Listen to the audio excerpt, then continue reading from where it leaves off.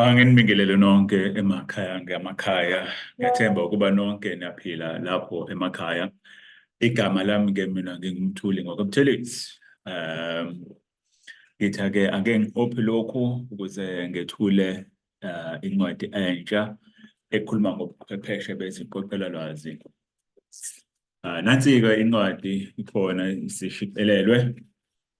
Isihloko sencwadi sithi incwadi yezibonelo zezinhlelo zeziqoqelalwazi ezakhelwe ulimi lwabantu. Le ncwadi-ke ikhuluma ngobuchwepheshe beziqoqelalwazi, ubuchwepheshe bomakhalekhukhwini, ubuchwepheshe besizindalwazi. Kungekudala izotholakala ey'tolo, kepha okwamanje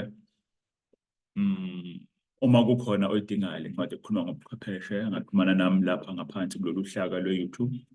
Bese ngizama-ke mina ukumthumelela yona le ncwadi. Incwadi entsha le elotshwe ngesiZulu ekhuluma ngobuchwepheshe beziqoqelalwazi. Hhayi, ilokho-ke nje. Asibonge kakhulu. Siyabonga.